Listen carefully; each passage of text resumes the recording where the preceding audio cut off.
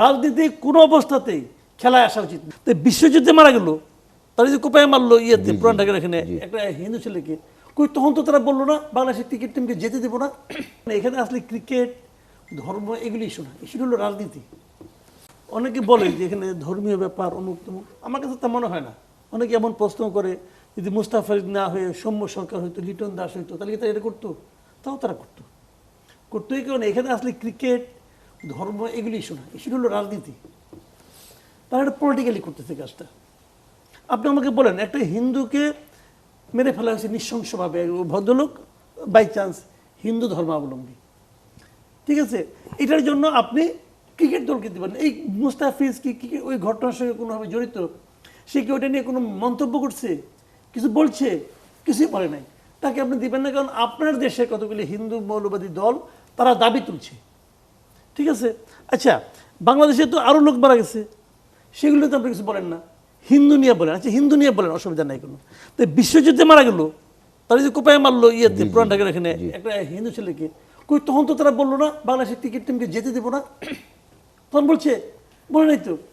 আচ্ছা, আমাদের এখানে মানবতা মানে অমানবিক ঘটনা ঘটলে ওনারা রিয়াক্ট করতে পারেন, তারা একটা গণতান্ত্রিক দেশ, করতে পারেন, কোনো সমস্যা নাই, বিবৃতি দেন। তার জন্য আপনি দল বন্ধ করে দিবেন, যাইতে দিবেন না। আর আমাদের গভর্নমেন্ট যে ব্যবস্থা নিচ্ছে আমি এটা অ্যাপ্রোপ্রিয়েট মনে করি, আমি এটাকে সাপোর্ট করি। যে আপনি এক মুস্তাফিজকে নিরাপত্তা দিতে পারবেন না বলে আপনি তাকে দিলেন না। মুস্তাফিজকে তো আমাদের বাংলাদেশ ক্রিকেট বোর্ডের কাছ থেকে ভারতীয় ক্রিকেট বোর্ড চেয়ে নিয়েছে, 18 তারিখে তারা চাইছে যে আপনার ওনাকে আপনার ছাড়পত্র দেন। চেয়ে নিয়ে তারপরে আপনি বাদ দেওয়ার জন্য একটা খোরা অজুহাত দাঁড় করাই দিলেন। কে একজন বলছে আমি পিচ ভেঙে ফেলাম, অতএব শেষ। ওই লোকে তো অ্যারেস্ট করা উচিত ছিল।